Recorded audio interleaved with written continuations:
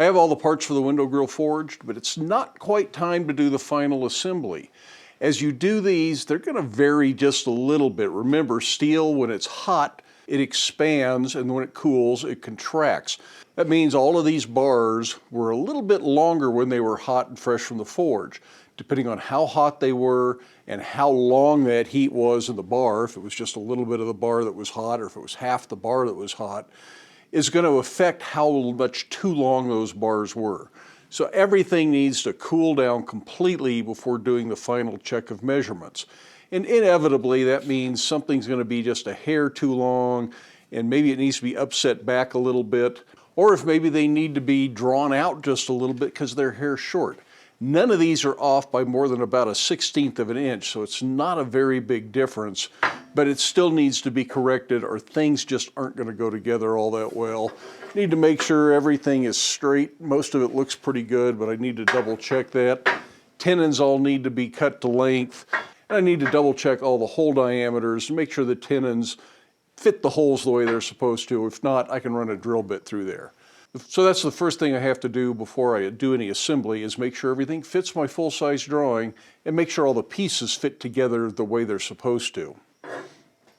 So you can see these two holes line up very nicely. This one's a little bit long, so I need to upset this. And that's going to leave this one a little short because it's right, so I'm going to have to draw this out. I only want the heat on these bars to be between the holes so that I don't mess up the holes while I'm upsetting this. Those are complete and I don't want to change anything. So I'm going to cool it off outside the area that I want to upset, and that way nothing changes. I don't want to go too far, so I'm just going to upset it a little bit, straighten it, let it cool, check it again, and we'll see what happens.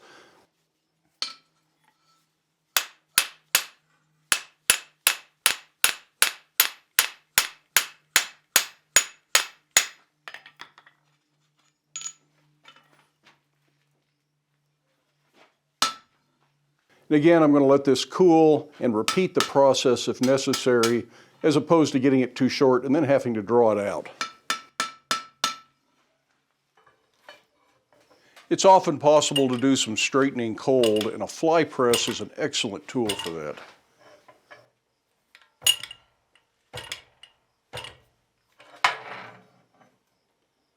Oh!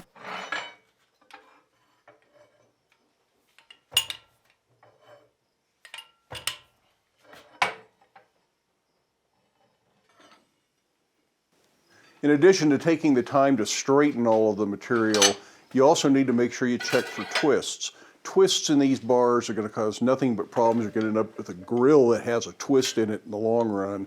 So you have to make sure you take the time to take the twists out.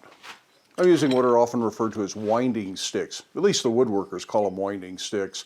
That's just a set of bars that magnify the twist. A little bit of a twist you might not see just in a bar that's an inch wide, but by the time you put these 12-inch bars, or longer if you need longer, they're going to really magnify how much that's out of twist. And by comparing bars at different points along the piece, maybe it twists one way and back the other way. Maybe it's one long, even twist. You just have to look at it and figure that out. And these little winding sticks really make life a lot easier. Next thing I want to do is trim all the tenons to length. The general rule of thumb for a tenon, or a rivet for that matter, is that you want it 1.5 times the diameter of the rivet or tenon longer than the thickness of the material you're going through. So I'm going through a 3/4 inch bar. It's a 1/2 inch tenon. 1.5 times of 1/2 inch is 3/4 of an inch. So that's 1.5 inches total length from the shoulder of the tenon.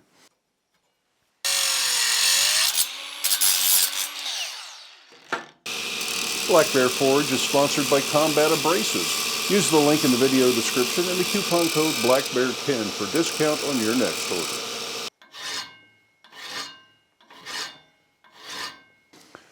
And a little bit of filing is often in order to make sure everything fits just the way you want it to.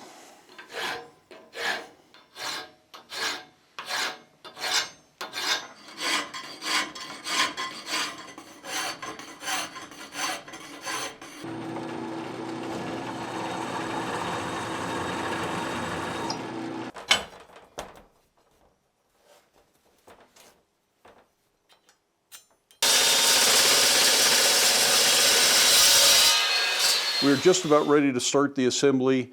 All of the tenons have been trimmed to length, the holes have been trued up, a little bit of countersink to account for the fact that my monkey tool has a little bit of a bevel on it, so this isn't a sharp corner here. So all the holes have to be countersunk some. The top and bottom rails have been cut to length. The only thing now is to do a test assembly, put it all together, make sure it's all going to fit and stay together. Typically, I find some way to clamp that, either C-clamps clamping it down to the top of the table or pipe clamps to clamp from the top and the bottom.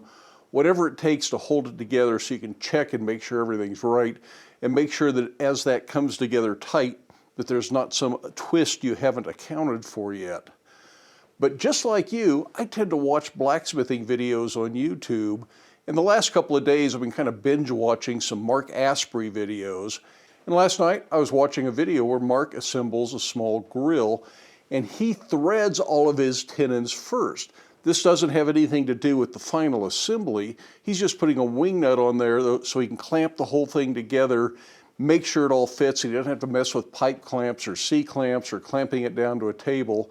And when it does come time to assemble it, you can just take one wing nut off at a time, set that tenon, and then go to the next one, and you don't have this thing that's trying to fall apart, because the pipe clamps always fall off right at the worst moment.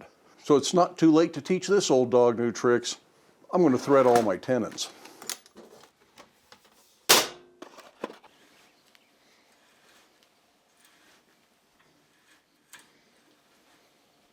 Now all I need to do the part that's going to stick out of the hole, not the part that's down inside the punched hole.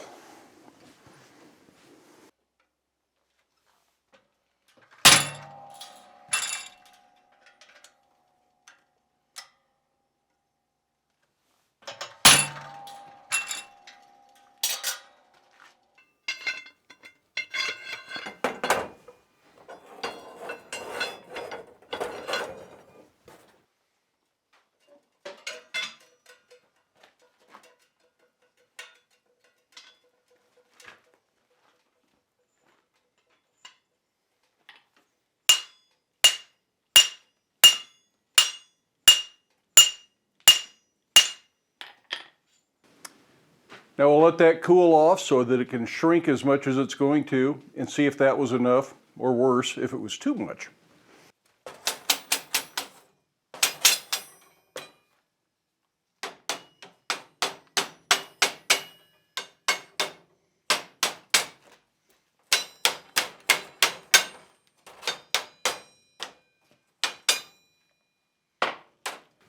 It can help to put some little blocks under this so that it's elevated above all these little punched holes that make it not flat on the back.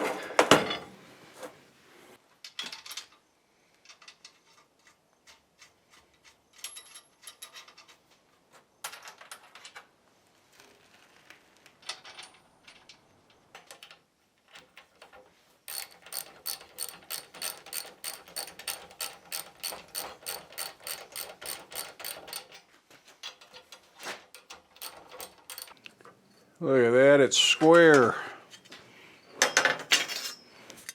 I think it's time to go ahead and set all of these tenons on this grill. I'm going to start with the side ones, and while I think I could probably get this in the vise, it's so heavy and it's going to have so much leverage, it's going to move around.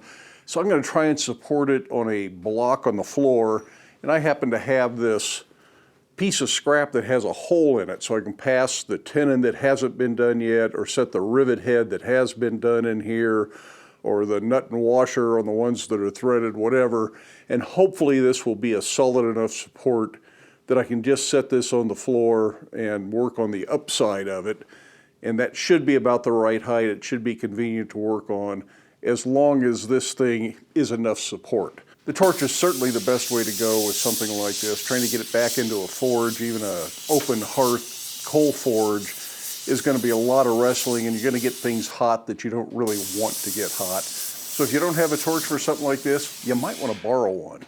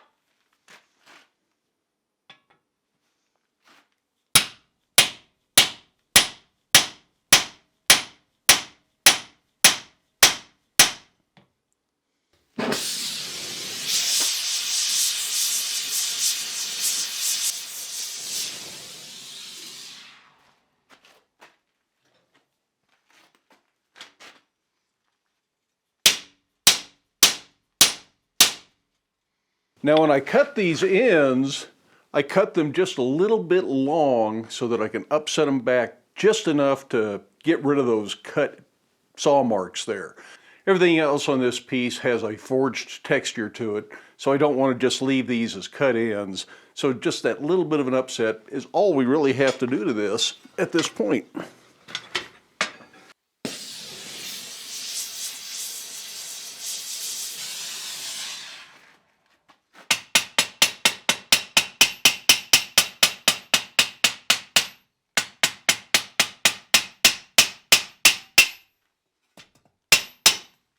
Well, it's just that simple. Our grill is all assembled.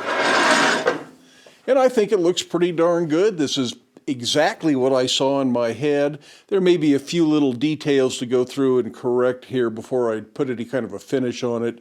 Make sure there's no sharp edges on any of the tenon heads, the rivets here.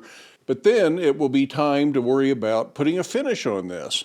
But since I still have to do some work on the window and get it repainted and do a little bit of glass repair, I'm going to save the finish, the installation, and all of that until I'm actually ready to install the thing.